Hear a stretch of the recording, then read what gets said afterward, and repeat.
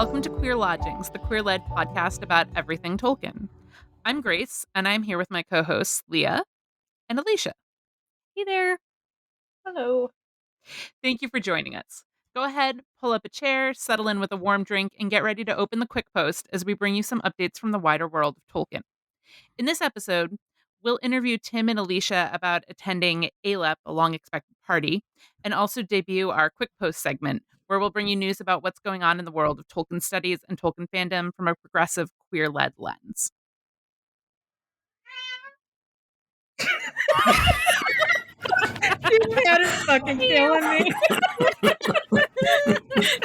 When you inevitably leave that in, please turn up the volume on the cat meowing. That's just gonna be like the intro sound for the end of the introduction for all of these. So well. Like we're done. It's like pull up a chair and get ready for our episode. Meow. So, Tim and Alicia, first things first, what is ALEP? The way that I usually have been describing it to people who know that I am a huge Tolkien nerd is I'm going to go to this farm in Kentucky and LARP a hobbit for a weekend.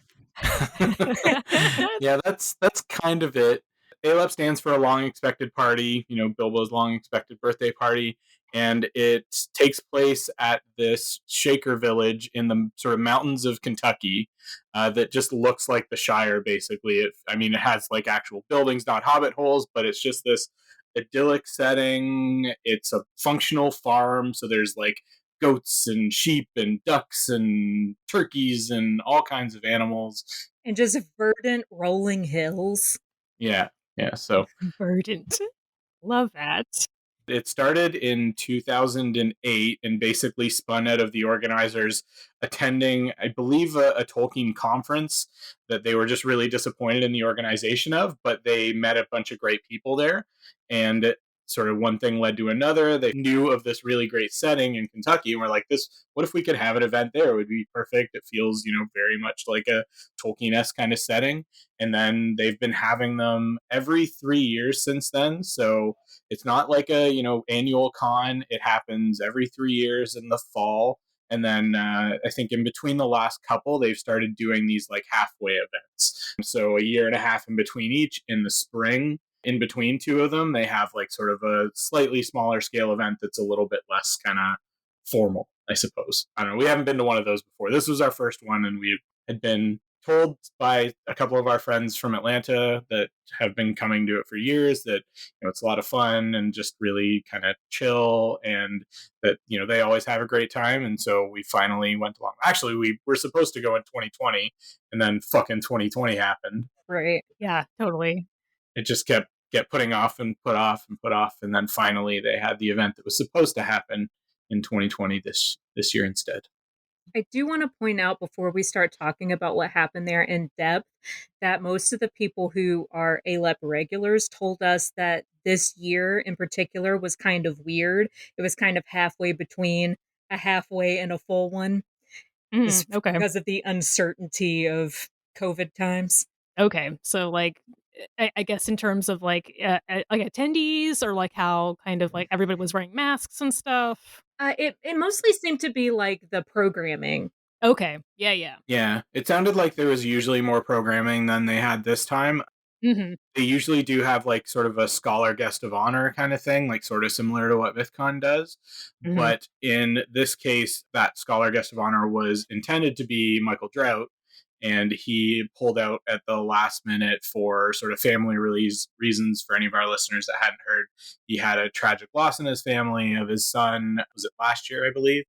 And they're still kind of processing that, and they were about to get some information about that, the passing of their son, and he didn't want to be away from his family at that time. So totally understandable, but it did mean that it's it sounded like it was somewhat different, and they did end up bringing in a couple of people, but it seemed like it was a little more last minute, and so it sounded like there would have been a considerable amount more sort of academic-ish kind of programming than there actually ended up being in the long run. So, but some of the other programming was They had like hikes where people just like dress up in their like ranger or hobbit costumes or whatever and like walk on a hike, because it's literally like out, like I said, out in the mountains, like beautiful area, middle of nowhere kind of thing. So there are some really nice trails and like waterfalls and rock formations and stuff. And a lot of it, it's also really just a massive photo shoot too. So like you just go out and get all the pictures taken in your Tolkien cosplays kind of thing.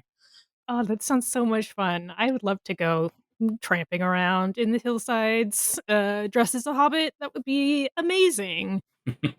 Yeah, the Rangers in particular are a big group of people who actually do go camping together and like do primitive camping.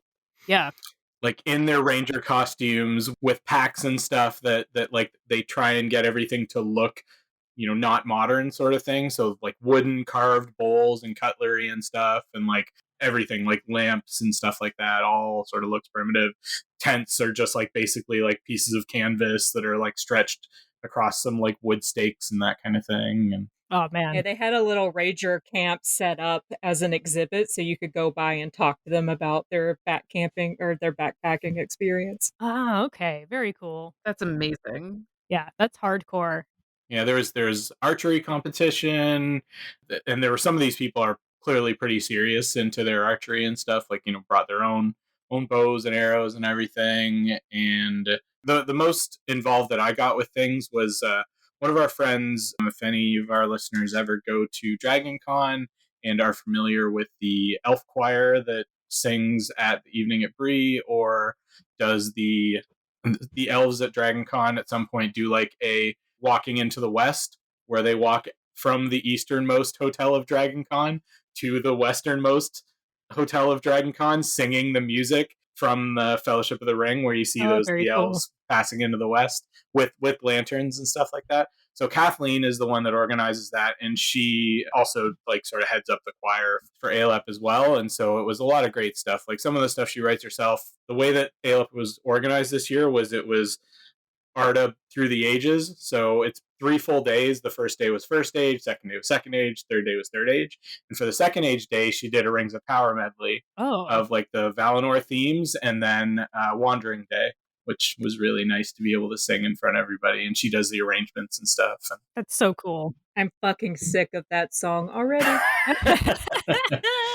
And then in the third age day, we got to sing Misty Mountains from the Hobbit movies. So that was fun too. Very cool. Very cool. I wasn't nearly as involved in actual programming. I went to one talk where someone was passing around the exhibit booklet from Art of the Manuscript, Oh, cool. Cool. Very and nice. that was really cool. But other than that, I just like hung out dressed as a hobbit or a ringwraith and read Return of the King.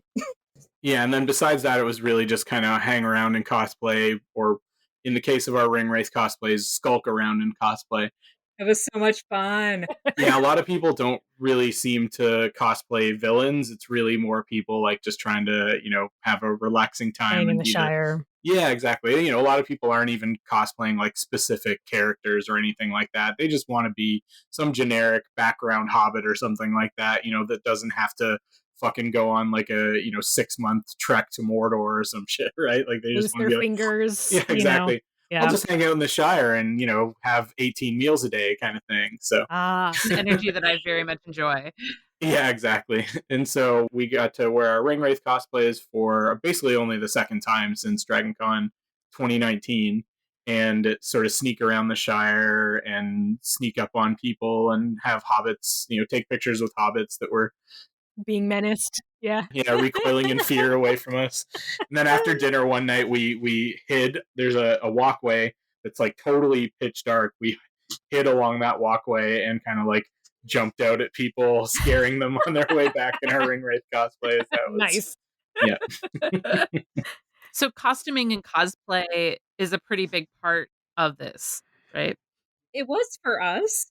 Yeah, and a lot of the cosplayers are like pretty serious. Like Mm. there are some of these cosplayers that are like people that enter competitions regularly and stuff, and some of the work was just and the thing is there's no contest or anything. Like Mhm. nobody's going there like, to I guess to some extent to show off or whatever, but like really everybody's just going there because they love to, dress up in their costumes in this world kind of thing, which is really neat. Yeah, it was such a chill event. Like every night, they have the basement of one of the buildings is looks kind of like a pub, so they set it up like a pub. They call it the Dancing Pony, and everyone just kind of gathers there. I also can't actually pronounce their name, the Brobdanagan Bards. Brobdingnagian bards. Yeah. Brobdingnagian, yeah. Yeah. Yeah, so Mark Gunn and I think the other guy's name is Andrew McKee. They're there the whole weekend. They bring them there for the whole weekend, and they play during dinner, and then they come down into the pony, quote unquote, after dinner, and we basically it's like a singing circle kind of thing. Like everybody just sits around, and they probably play for a good like 5 or 6 hours a day kind of thing. Mhm. That's so cool. Amazing. Yeah, if you don't want to sit around and sing, because that's not my speed, there's also just, a bunch of tables that you can sit around with people. And then there are a ton of fire pits. So the fire pit happens basically every night. One of the nights we were there, someone brought their like crazy telescope. And this isn't like super Middle Earth related, but we It was just an got some elf telescope telescope. time. Yeah, Yeah, yeah. elf magic. Yeah. Yes. Yeah, and because it's out in the middle of nowhere and there's like no light pollution, you can see all kinds Yeah. of really cool stuff in the sky. And so Oh, that's really cool. yeah, Yeah. we sat around a fire pit one night and just got hammered and played Cards Against Arda on our phones, and so that was fun. A lot of random like Norwegian metal got played around a campfire. Yeah. Uh, As you do, yeah. you know?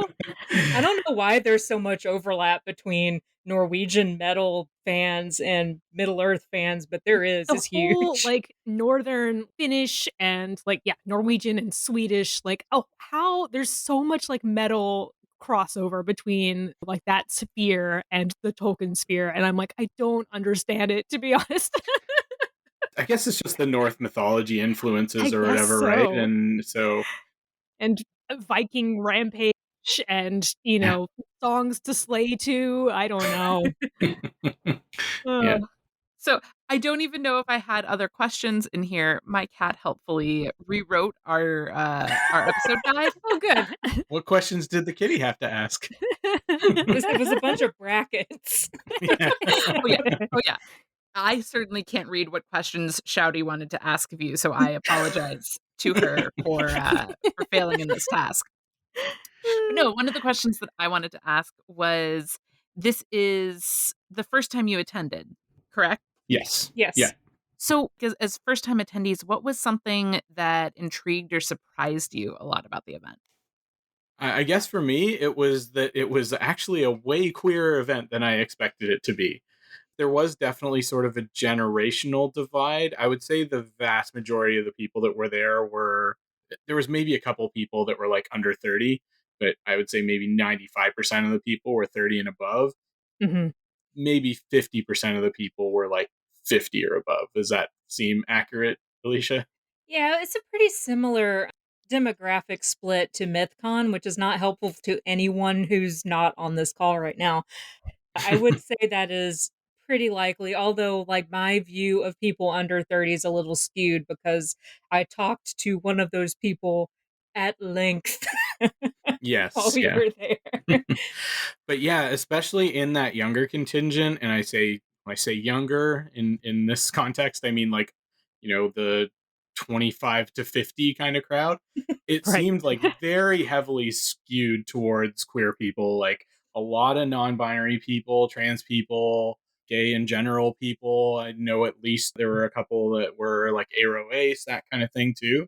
And it was really cool experience and not something that I was expecting, because especially at sort of the tables that we were hanging out, like sort of late into the evening at the pony or like around the campfires and stuff, I was in the minority as a fucking like cis straight dude, and that was really interesting to me, Yeah. and I found it. I mean, I was definitely having to be very conscious of pronoun usage and stuff like that, which I'm just in my daily life. I don't interact with that many queer people, especially like not people that are like openly non-binary or trans.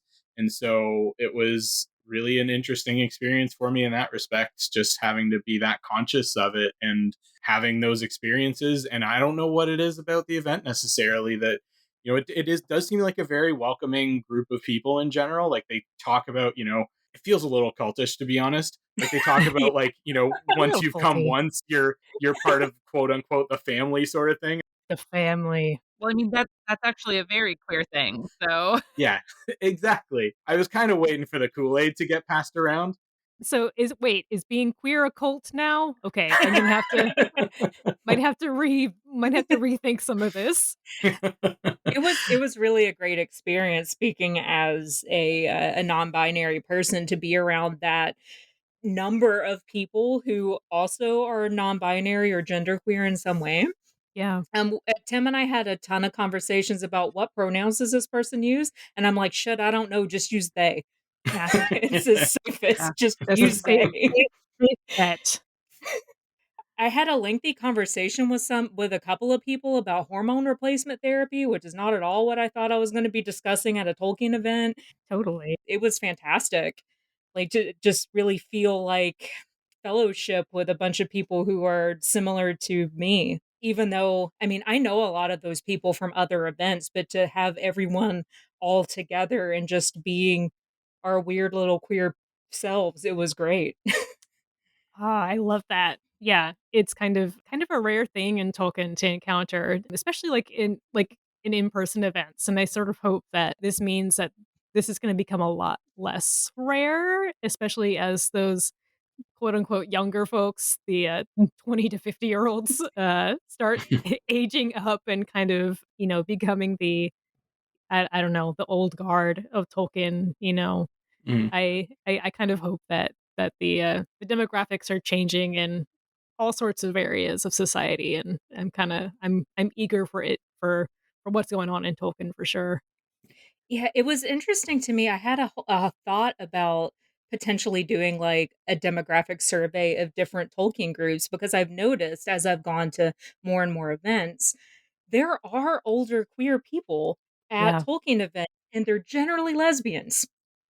Mhm. I'm not quite sure what it is, but I'm here for it. I mean, are what are hobbits if not cottagecore lesbians, honestly? Right. That's it. That's exactly.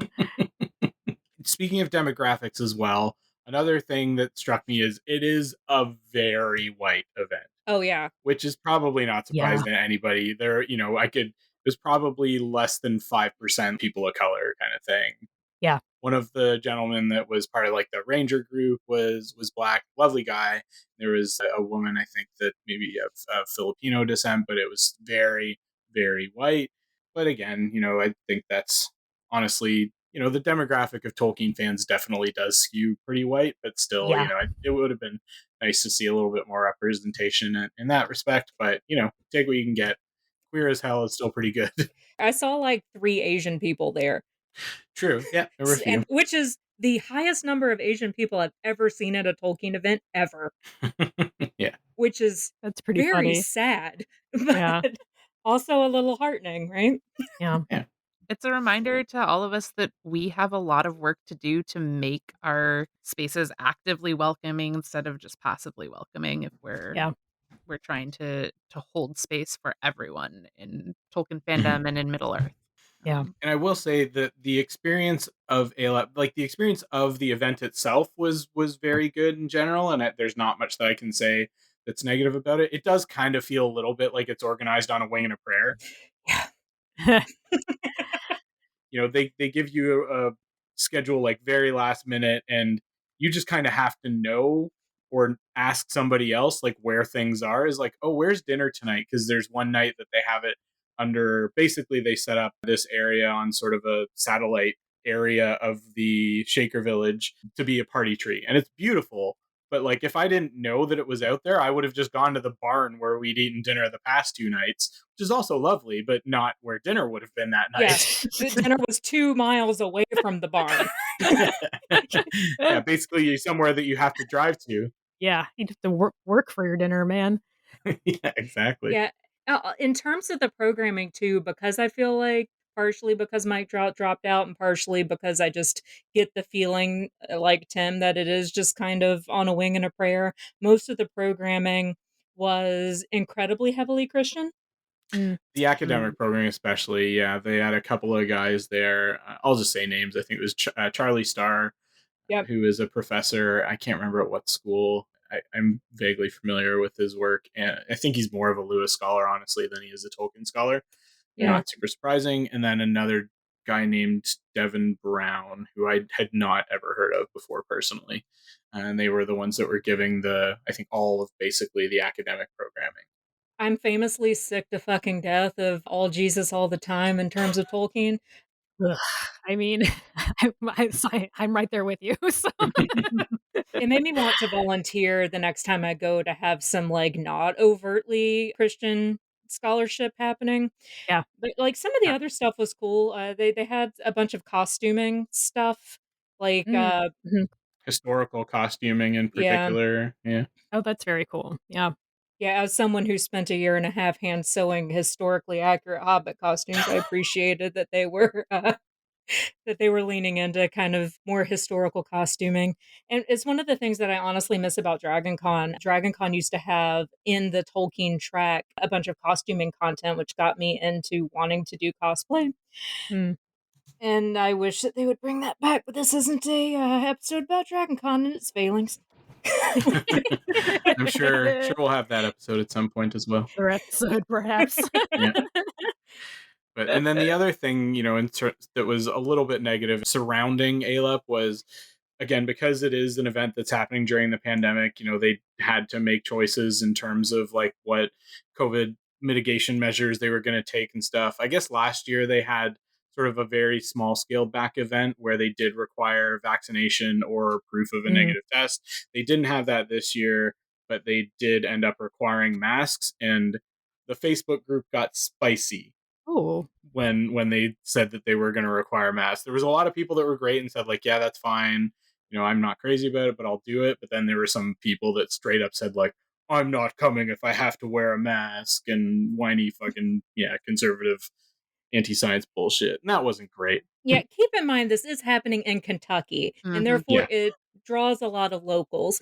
And I feel like I am safe to make generalizations about people who live in Kentucky because I am from Georgia.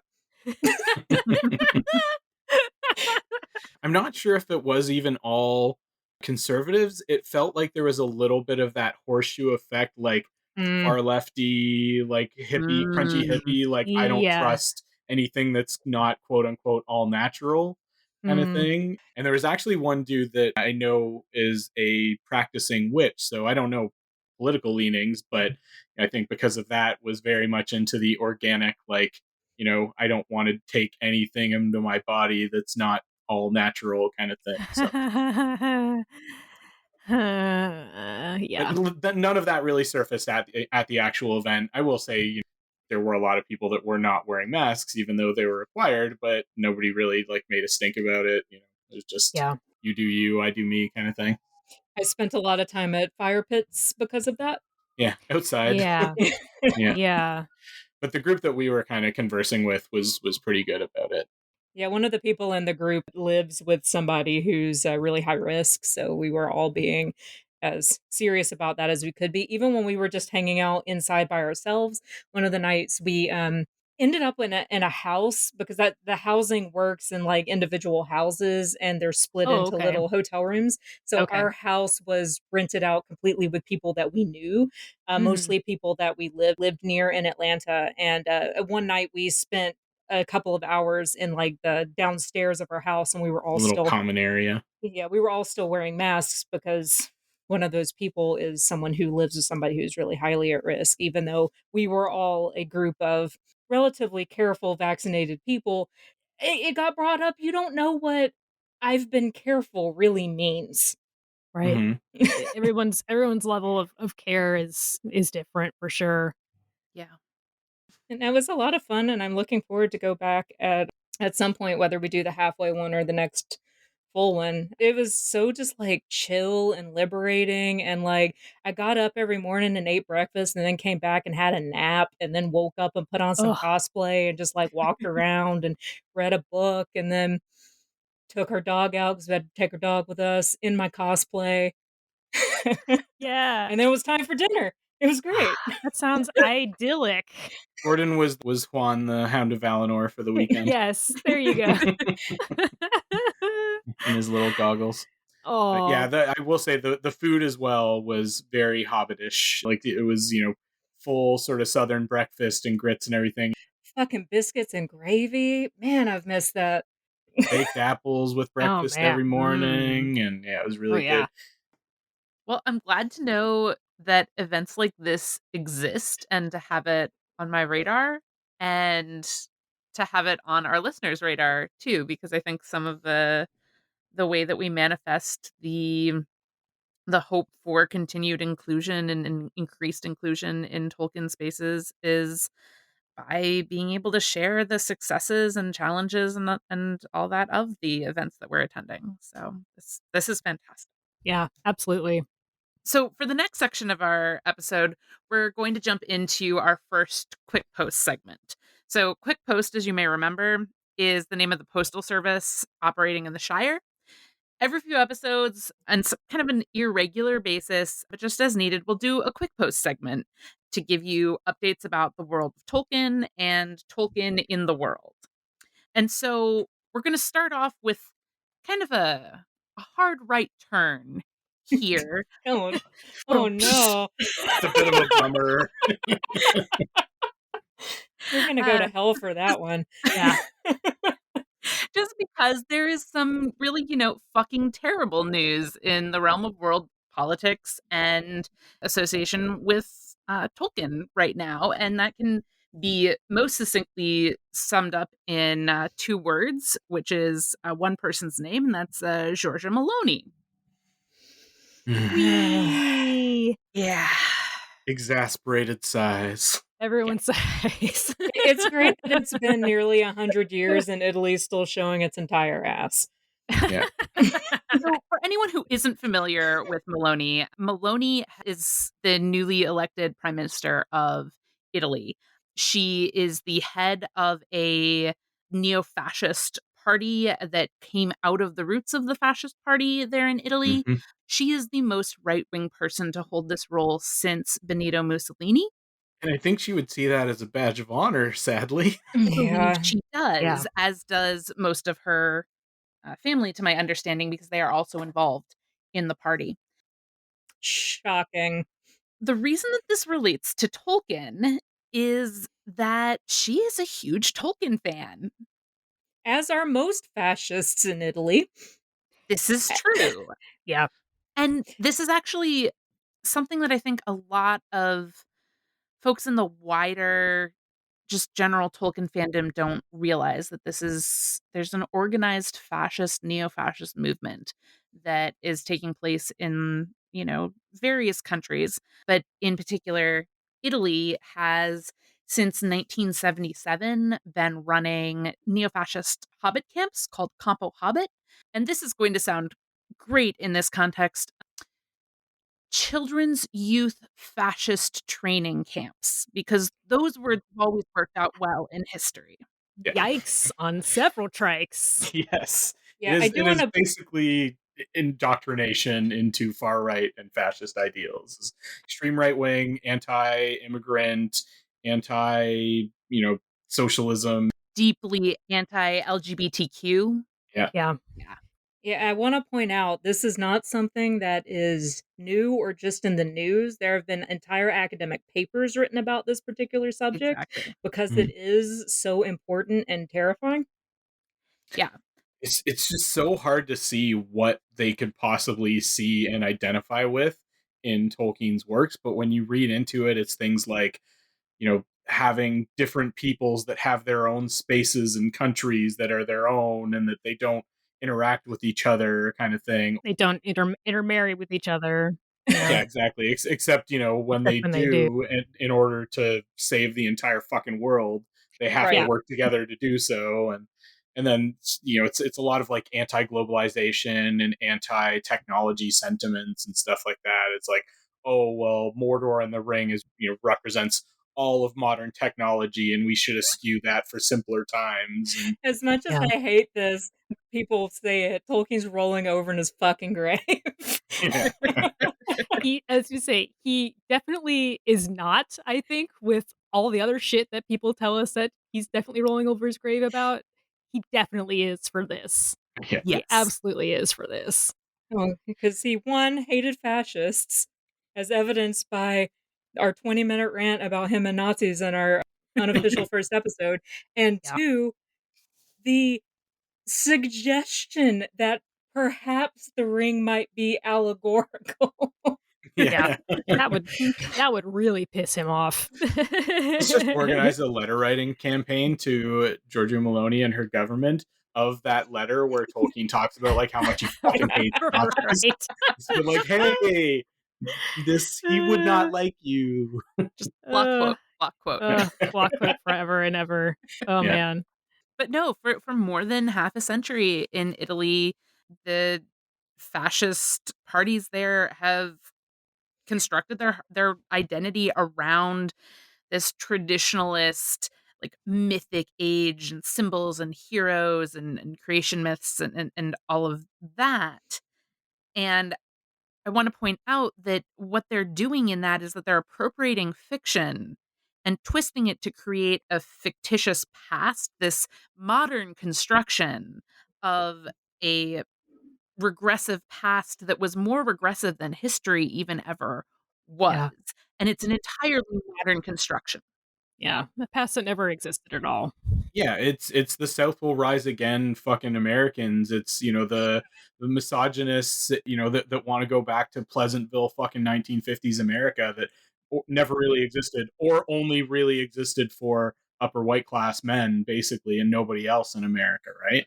Yeah, it's Make America Great Again. It is the Italian, like, fantasy-based fascist movement, and in fact, link up there because Steve Bannon, in fact, has spoken and been a guest of honor at one of the, like, training camps that Maloney herself hosts and organizes. I really thought he was dead.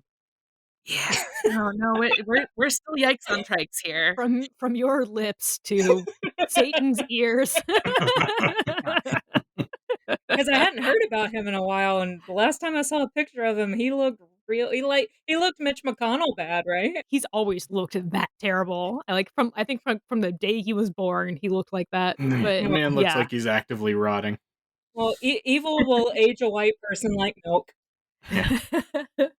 Yeah, he's like Emperor Palpatine, like where the more evil he gets, the more horrifically he distorts.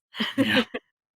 One of the things that I did want to point out, the New York Times did sort of a profile on this phenomenon, and they point out that after the Second World War, younger members of the fascist movement were starting to feel excluded from civil society, and so they seized on a particular edition of Lord of the Rings in Italian, prefaced by Elimir Zola, a philosopher who was, quote, a point of reference on the hard right and who argued that Tolkien was talking about everything we confront every day.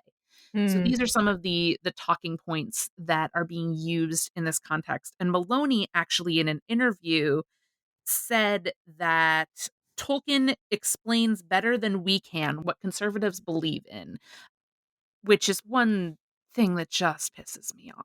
Yeah, it's kind of chilling. Conservatives famously are all about interracial friendships, banding together to save the world.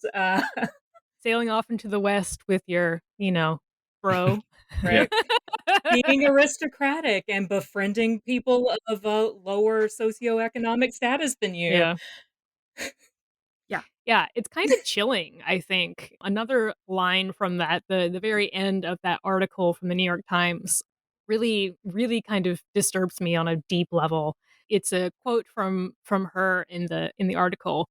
She says, "I consider power very dangerous. I consider it an enemy and not a friend."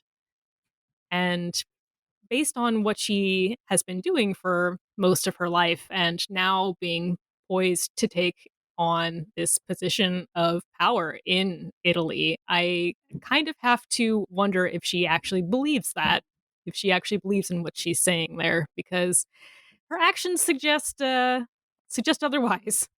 Yeah. Right.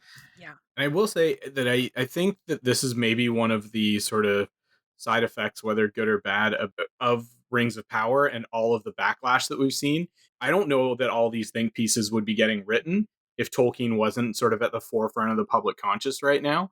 And so, regardless of how you feel about Rings of Power, I think that it's, just the fact that we're having these conversations about Tolkien, that it's dragging a lot of this terrible shit into the light and shining a light. When did you think you were going to see a article about, fascist groups co-opting Tolkien in the fucking New York Times? Like, so Or Stephen Colbert. yeah, yeah. Yeah, Stephen Colbert has an amazing segment on this, which we will try to provide a link to in the show notes there if we're able. And I don't want to spoil all of the punchlines because he does such great delivery on all of this and really, really takes it to task in a very humorous sort of way that juxtaposes the horror and the humor. Mm-hmm. Yeah. So I'm glad at least that some light is being shone on all of this in a more mainstream fashion. Like, a lot of people already knew that it was happening, but that it is kind of being brought more into the mainstream discourse. I do hope that continues.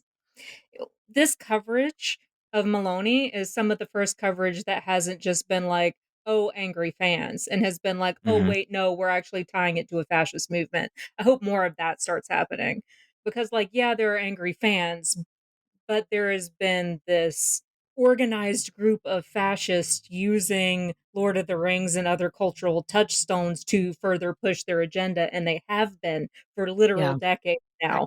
And people have just not been paying attention to it or writing it off as like some low stakes culture war when it's more than that. There's a reason that a significant percentage of articles about Tolkien have been written in right-wing publications in the United States, like the National Review. Like, there's a distinct reason for that. It's a long-standing, evolving phenomenon, and the fact that a lot of us have been lucky enough to escape recognizing it doesn't mean that it hasn't been happening.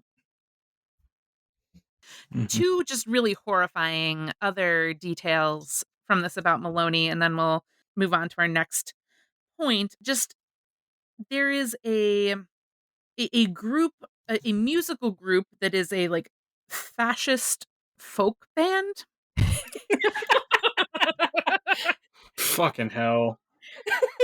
I think as an extremist folk band, I can't. I'm like, that's mwah.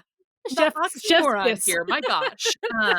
He's gonna play the fiddle real aggressively. Really aggressively. Like, I'm familiar with, like, Joni Mitchell being a Tolkien fan, and so this is just hard to wrap my brain around. But the band Fellowship of the Ring plays songs about European identity, including what became the anthem of Maloney's party's youth front, Tomorrow Belongs to Us, which is an echo of the ballad Tomorrow Belongs to Me, sung by a member of the Hitler Youth in a chilling scene in the movie Cabaret. Yep. Wow, that's so on the nose. It's so on the nose. Also, they did acknowledge that in the context of Campo Hobbit, the camps have their fair share of fascist salutes, but they're characterized as ironic. Oh, right. Because that also definitely is not a part of the wider far right movement spreading its tentacles across the internet. They definitely never use irony or it's just a joke or humor or any other kind of way of shitposting to, Pepe the Frog, the OK symbol, all of that. As soon as they get called out, it's like, well, it's just sarcasm. It's just irony. I'm just doing it ironically. It's just a joke. Calm down. Yeah, the sound that listeners may be able to hear in the background is the collective sound of all of our eyes just rolling back in our skull as we read this. Yeah.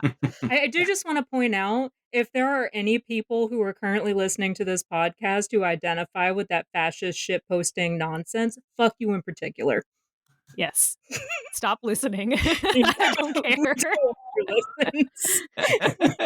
Why? I don't know why you're listening. I'm but not sure it. how you got here, but I think you're lost. This is not the podcast you're looking for. Move along. Yes. Move along.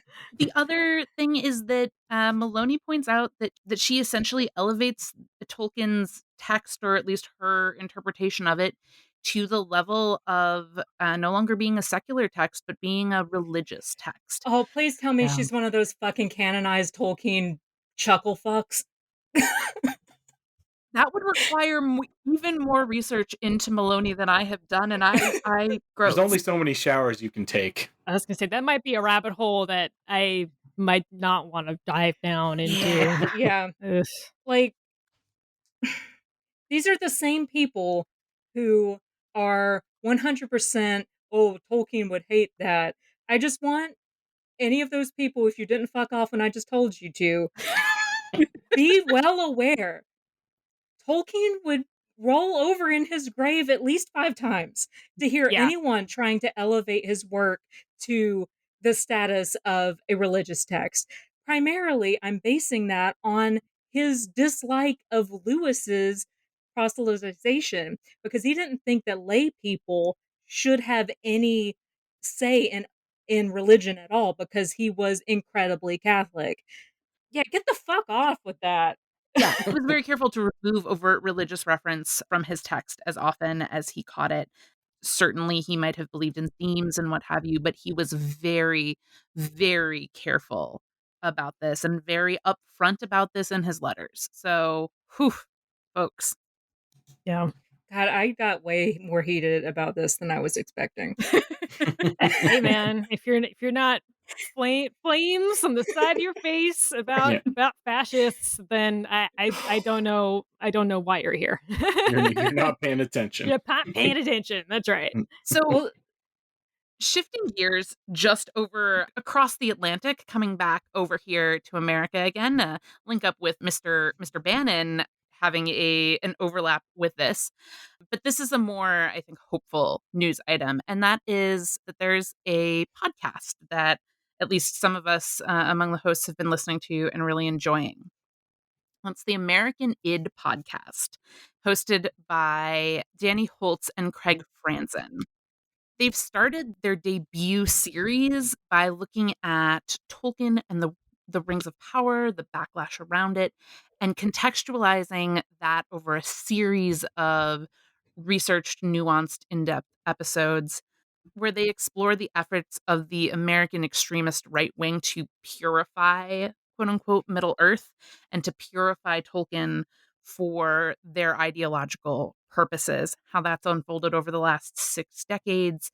They have a lot of really interesting information in their shows and a lot of things that are just really interestingly contextualized that I think one of the reasons that I in particular am enjoying it is that it helps me feel like I understand the full context and I'm not being gaslit by people who claim that this is a new phenomenon or it's an isolated phenomenon. Yeah. 10,000%. Like this, I've been morbidly reading and researching a lot about conservatism and about the far right, and particularly the niche of like Christian nationalism and Christian dominionism and Christian fascism. And in the Venn diagram of a lot of these things, Tolkien comes up a disturbing amount, mhm. and again for the reasons that we've kind of been talking about. And Craig and Danny do a really great job of kind of outlining how this movement is an actual movement and not an isolated phenomenon that isn't it's not a fan like sphere sort of isolated bits of upset fans about things. It's strategic, it's organized to a far greater degree than you might think, and there are a lot of different actors and players in this, some of whom don't even realize that they're actually a part of this network of chaos and bigotry. They go into how each of these things has built upon the previous piece historically. Yeah. And I think that's really key to the contextual understanding because I am in my 30s and this has been going on twice as long as I have been alive. Yeah. And that matters to me to know the context of. And it's been going on since the internet debuted during our childhood. You know, I'm also not I don't know if I'm an elder millennial, but I'm in my 30s as well. And so I'm kind of like I can remember there not being an internet and then there being an internet. And so it's been a tool for this movement that has only contributed to maybe more of its members have deteriorated, but their impact, I think, is magnified exponentially thanks to the internet. And Yeah. so, yeah, it's been a podcast that I've just been really, really, really enjoying. It just started, and I feel like if you're interested in this sort of information, then it's a really worthwhile resource for you. Yeah. One of the things that was just very salient to me was looking at the context of how so much of the conservative attempt to claim Tolkien has started in places like the National Review and decades ago. But now, with the backlash about, Rings of Power and everything like that, I've noticed that a lot of the articles that continue getting shared in Tolkien spaces, in spaces about that show, are articles published through Forbes. Hmm. And this lends a veneer of respectability, but the people publishing and writing these articles are contributors to the National Review. There is a distinct lens that is going on, and it's not particularly hidden. It takes very little effort to scratch the surface and see it, and to understand the political connections of why a business magazine like Forbes, whose readership skews toward business executives who are 70% of them align with the conservative right, why they're publishing this sort of content and what tradition it comes out of. So, Yeah.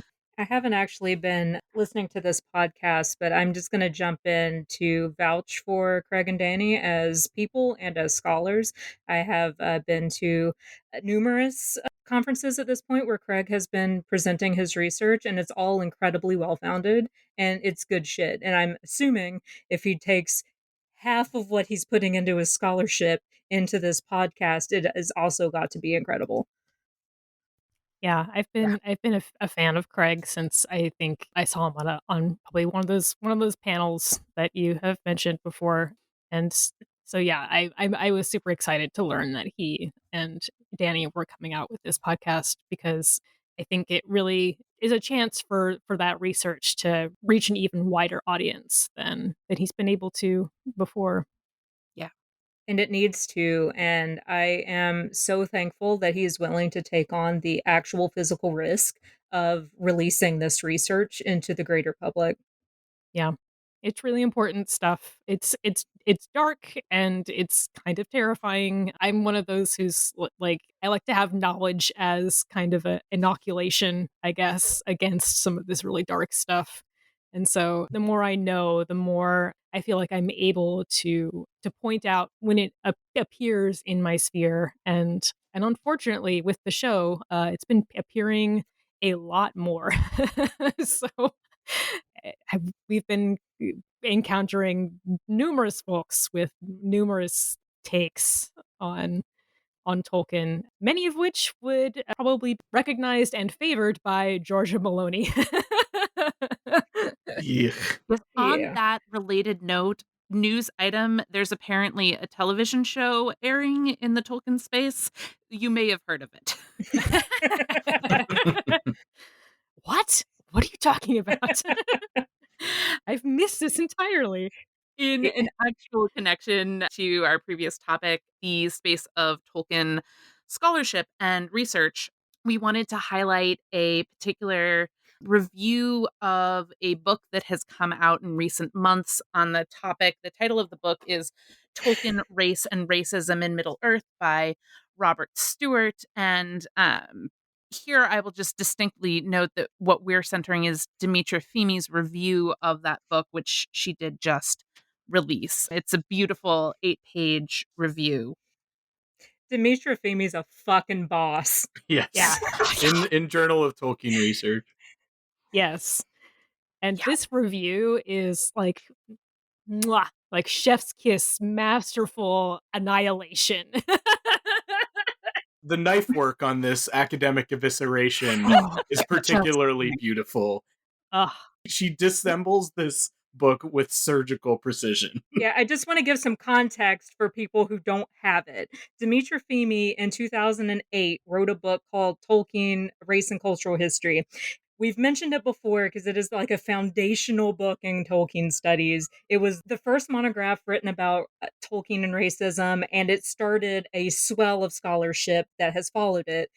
So, this book, Tolkien, Race and Racism in Middle Earth, claimed in its blurb, its promotional materials, that it was the first monograph about racism in Middle Earth, which is just false. 100% false. Because Feme's book was put out by the same fucking publisher. I still haven't gotten over that. Palgrave, what are you doing?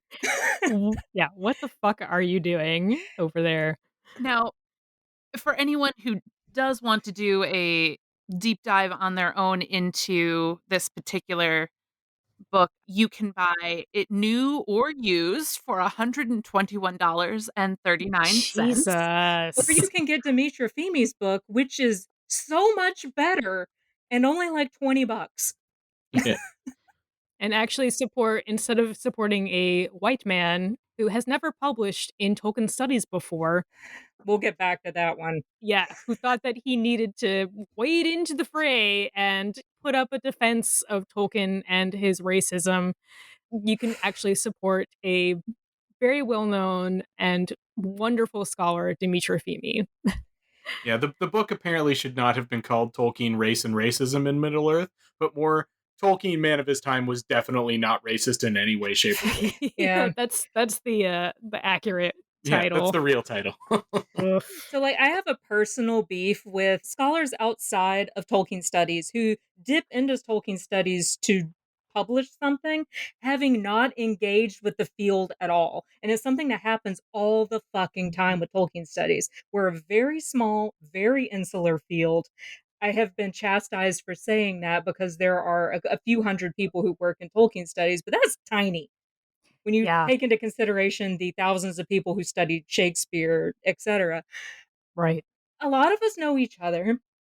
No one knows who the fuck this guy is because he's never published Tolkien at all. And as one of my friends said, the brass fucking balls this man has to dip his toe into Tolkien with a monograph, having never published in any of the Tolkien journals, and it to be this monograph. Mm-hmm. Wow. The fucking caucasity, the confidence of a white man. A mediocre white man, yeah. So brave. Full disclosure, I have not read the entirety of this book. I have skimmed a couple of chapters. I don't really feel a need to read this book, having read Dimitra Femi's, which, Yeah. based on the chapters I've skimmed, seems vastly superior. And also, after reading this fucking review Dimitra Femi left of this book. Yeah.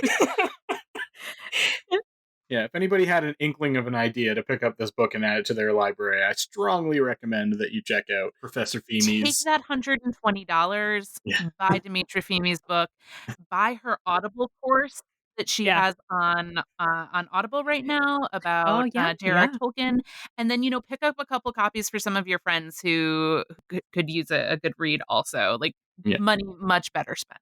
Yeah. Yep. However, download this review that she did. The Journal of Tolkien Research is an open access journal. It is worth reading. The first couple of paragraphs of that review made me need a cigarette. And I don't even smoke. It was some of the best academic evisceration I have ever read. In the first paragraph, she completely, so elegantly refutes the idea that his work is the first in this field, and just like she cites. Can I read this quote? Yeah, please do. Please. Quote, "It reads more like an unrealized book proposal, and at the same time, an attempt to flaunt all the serious critical reading which has happened in the background of this study in order to establish the writer's authority. Parentheses. This is the first time Stewart has published on Tolkien." Beautiful. Yeah, and then she does the boss move of citing herself numerous times in the review. She cites herself in the first paragraph, or references her work in the first paragraph, and also that of Robin Ann Reed, Yes. who is another tremendous scholar in this particular field. If you need bibliographic research done, Robin Reed's the person to do it. She's done Oh a gosh. ton of Yeah. bibliographic research. She knows the field of Tolkien studies better than basically anyone other than David Bratman, who does the Tolkien Year Review in scholarship. Yeah. And she does it with him now. Yeah, like, just don't fuck with these people. They Yeah. know the field much better than They're better than you. Bobby Stew Yeah. here They're, does. they're better than you. Right. Robbie Stew. Uh, One of the things that I really love in her review here is that, I mean, she takes to task the entire premise of this writing as well. Like, he's asking questions like, was Tolkien a racist and everything like that. And this is a beautiful quote that I want to share, where she says, demonstrating that Tolkien wasn't self consciously racist, that he did not set up to deliberately write a racist mythology, that he wasn't a Nazi sympathizer, nor did he directly and specifically endorse the ideology of other contemporary fascist groups in Britain and beyond, is pretty easy. Anyone who can read his fiction and nonfiction can see that. Shit. Anybody literate can figure out what you're trying to prove. Oh my god. What is at stake and is taken up as a challenge in much contemporary Tolkien scholarship is more complex than this. I, this entire book is written by a white dude who doesn't know shit about systemic racism, is what I'm getting from this. Like, Yeah. it is very possible, I know I'm speaking to the choir here, to be racist and not intend to be racist because we all, as white people, benefit from a system built upon degradation of people of color. Yeah. Fucking Christ, guys. And I understand this dude's from Australia and is not going to have the same like background with racism as like an American would. Or a European for that matter. A very different sort of background, though, that Yes. perhaps he should educate himself on before endeavoring to talk about it in a book length screed, I guess. But And to have more connections into the area of scholarship where you are seeking to publish can only enrich your work and make it better. And it One single seems like paper. that's a step he didn't yeah, do. I would take him writing one single paper for any of our peer reviewed journals. We have a number of them. Oh yeah. yeah, Like you have to cut your teeth. yeah. And cutting your teeth is not writing a borderline researched monograph. Like that's not where you fucking start. And it just kind of speaks to again fucking Palgrave, like come on you guys, you give this to a white dude who has very little to kind of show for it. It's sort of like, what on earth kind of message are you trying to send? And what have you been doing lately for perhaps some other scholars of color, some queer scholars, or anybody else, basically? And instead, you kind of opted for this really easy way to get money because Rings of Power is out and Tolkien is in the public sphere again. But this is also just a complete failure of capitalism too, because to claim that this is the first in this field when you also publish the actual first in this field, sell them both. Like their marketing department should all be fired. Yeah. Yeah. Like, Hire me, Palgrave. I just, how do you forget that you published, like, as much as I don't like to use this word, the seminal book on this subject? How do you just Yeah. forget that? it wasn't all that long ago either. So Right. maybe that whole department has like turned over since then, but and nobody knows what the hell is going on. Just searching Tolkien and racism brings up Demetra Feeney's book. A fucking cursory Google search Yeah. would have solved this problem. Yeah. Absolutely like unforgivable. You don't even have to go to Google Scholar. You can just go to Just regular Google. Google. Yeah, man. Like, yeah. And by setting it up and framing it all this way too, it doesn't set up any further research for success. It doesn't set up this particular scholar who wrote this book for good reception because it's just every aspect of it is slapdash. I can't even imagine this guy coming to a actual Tolkien conference at this point. Because if he Showing his came, face. Yeah. I would go to his talk and fucking heckle him. I Yeah. would be that dickbag in the audience heckling the speaker because the caucasity, the caucasity of this book. It's like, yeah, you don't deserve you have not earned our respect here, man. You Absolutely don't not. deserve you don't deserve it. In conclusion, fuck you, Bobby Stew. Go read Demetra Feeney. Right. Like, just Which you should have done before you began this Before you began this book.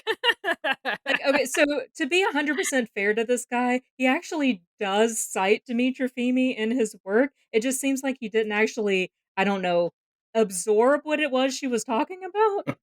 I don't think he took quite the right lessons away from He needs to reread it, I think. Also, why did he allow them to bill his book as the first of this kind if he had cited Dimitra Femi's book When in he his work? cites a previous monograph. I Lord. have so many fucking questions about this and so much rage about all of it. However, Dimitra Femi is delightful, and please Yes. read her review of this horrible book. Yes, please download it. Please read the review. It is a delight to read, and also read her book. And do her Audible course. Plug in that Yes. one again. Speaking of books, the last topic that we wanted to just touch on in our quick post review here is the current Art of the Manuscript exhibition that Alicia mentioned that is currently going on at Marquette University. Uh, this should send us off on a little bit more of a cheerful note. But But we've been quite cheerful this entire time. What are you talking about? but I'm not sure Bobby Stew is if he hears Say, it. we've been well, I guess I'd say we've been perhaps cheerful about different things, but Yeah. It often surprises people to learn that there's a sizable trove of Tolkien manuscripts in the collections of Marquette University's Rainer Memorial Library. That collection contains the original manuscripts and multiple working drafts for The Hobbit, Farmer Giles of Ham, The Lord of the Rings, and the original copy of Mr. Bliss, among other papers, etc. The reason for that is that in 1956, Marquette University had hired a new director of libraries. They were constructing Memorial Library, which is the older of the two connected buildings. Marquette is a Catholic Jesuit university, and Reddy was tasked with expanding the collections. He had a particular interest in preserving the works and manuscripts of Catholic authors around the world. Tolkien qualified in his view. So, in 1956, the same year that he came on board, Marquette purchased the manuscripts for £1,500. That is accounting for all of the inflation and all of the translation between currencies, still less than $40,000 today. what? Yep, $39,000 today. Well, and this was 1956 was before everything had taken off. Yeah. It was before the paperback copies became so popular in the United States. It was before Mm. there were adaptations. So it was very, very early on in the process. By that year, 1956, paper started arriving, and a lot of it was there by 1957. Although Christopher Tolkien, throughout his life, as he was researching things and would find individual sheafs that were supposed to be part of that collection, would continue sending them to Marquette.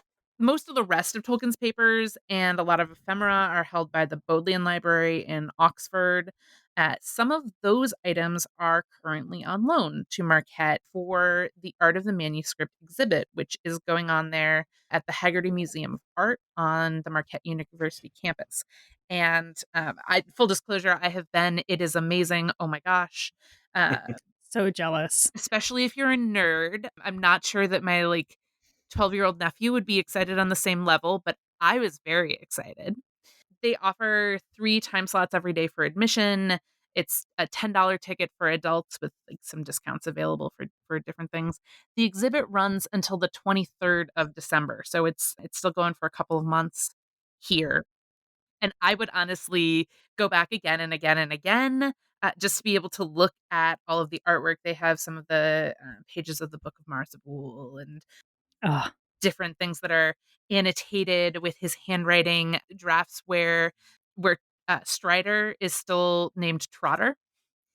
oh my Oh, gosh. yes, the hobbit that wore shoes. Yeah, very, very cool things there. Also, I have to give mad respect to Christopher Tolkien in reading his father's written annotations on manuscript drafts and everything, because having seen them in person now, oh boy, that's hard to read. Oh boy. Yeah, he's a mess. Alicia and I got to go to the Bodleian Maker of Middle Earth exhibit at Oxford a few years ago and Oh, see a bunch of Tolkien's stuff in person, including some of his handwriting. And yes, it is practically illegible. Anybody that did, because he hand wrote everything, he didn't type anything out. So he hand wrote everything and had somebody, type it up for him. And God's bless the people that could actually read his handwriting and type for that up. real. Yeah. Oh yeah. Yeah, I have yet to actually talk to somebody who did Maker of Middle Earth and also Art of the Manuscript to kind of compare the two. Because Mhm. I really want to know. I want to go to Art of the Manuscript partially because the exhibition catalog is beautiful and I don't want to get it unless I actually go to the exhibition. And partially because I've seen some of the stuff that's come out of Marquette for reasons I can't talk about. Uh, I've never actually been to Marquette, but Mhm. I've seen some interesting things, and I would like to see how much of that kind of stuff is actually on He's in exhibit. the exhibit. Yeah. Yeah. There's a couple of really cool pieces there. There are some things that have never been exhibited before, so there are things that are unique to this exhibit. I think they're going to be fairly small, nuanced differences, but there are some really neat things that or that are laid out together for the first time and all that. One of the things that's really cool about it is that they have essentially like microfiche set up, Hmm. and they have copies of the single volume Lord of the Rings that was the published version sitting next to it, and you can sit and scroll through some of the manuscript script drafts and then Oh, compare to what nice. the actual published manuscript Oh, is, and they that's were very very I cool. don't know if they would let everybody do this. I went on a Sunday when it first opened, Mm. and they definitely let me hang out an extra half an hour just, like, sitting there nerding out. I highly recommend for comparing the drafts, the Council of Elrond in Fellowship is Mm. a great chapter to look at because in some of the early manuscripts, it's you get all of Elrond's narration instead of the summarization that is in the actual published draft. Very Oh. That cool. chapter's already so fucking long. I can't even imagine. Yeah. It would be really cool, I was gonna say, I mean, just going off of, like, how much of that is Gandalf narrating. It would be so cool to have Elrond narrating as well instead of just the summary, but Yeah, yeah. I wasn't the editor, so There is also a really cool digital system that they've been working on. They've licensed from the Tolkien estate the word Anduin, Mhm. Mm, and they have this digital resource that they're setting up where they can take 6 different manuscript drafts, and you can look into the different drafts, the handwritten, the typewritten manuscripts, the amended ones, the final, published edition, and see how things shifted and changed from draft to draft. And having it digitized in that way makes it really cool and a really cool way to get a sort of a bird's eye view. yeah. They've been working on that a while too. Like, Yeah, and I don't get the impression that it's done, mm-mm. that they're still, like, deep in it. Yeah, Eric Mullerharder has been working on that, and he's been gone to Wisconsin for just months at a time. He's from Vermont, I do believe. Yeah. I mean, it's a very cool project. That's extremely cool. Yeah. So, yeah, so that's happy news in the Tolkien space. Yeah, Yay. go see Art of the Manuscript if you can. I so wish that I could, but I'm stuck here in Seattle, so I will have to lust over the catalog and save It's up. a very nice catalog too. Yeah. Yeah. I do want to bring up, like, quickly while we're talking about Marquette, Bill Fliss, the current guy who's over the Tolkien archive, is doing the fandom oral history project. He's taking like 5-minute interviews from people where you basically just talk about like how you got exposed to Tolkien, what Tolkien means for you. He debuted it at MythCon like 3 or 4 years ago. I was one of the Oh, first people that's to really do it. cool. Nice. Nice. He's really cool. Really sets you at ease. And if you want to hear part of my story, I'm in the first advertising video they did for getting more people to fill out the oral history. It's really interesting. It's going to actually go in the archive along with all of Tolkien's work. So I recommend that if you have, 5 minutes to spare. Yeah. Yeah. It is a very cool archive that's doing a lot of good work, and then also has had a really important role in a lot of like Tolkien scholarship and like access for scholars and everything like that. Like I know in particular the Atlas of Middle Earth, Karen Wynne Funstad spent a lot of time working in Wisconsin in particular with Marquette University for the archives and then also UW Oshkosh's cartography department. So there's a lot of sort of like middle America university resources there in the Middle Earth Atlas, and I think that's really That's cool. very cool. I've done the I sat down for, 3 minutes with Bill Fliss and I think I'm in the 3rd AORED. I will post a link to that because I my name and stuff is public in there, and it's a lovely experience. Like Alicia said, Bill is just a lovely guy and makes you feel very much at ease. And it's a really cool way to kind of be a part of history, and literally just talking about your love of Tolkien and what your history with Tolkien is. So yeah, we'll post some links to that. I think to email and get that set up because I think he's definitely still looking for folks to fill out the rest of the mark. I think so. Yeah, I'm wanting to say it was part of the Art of the Manuscript talk I went to. Bill Fliss sent somebody with a bunch of talking points. They're about to finish out one of the Airheads, but they still have like 15 more to go or something like that.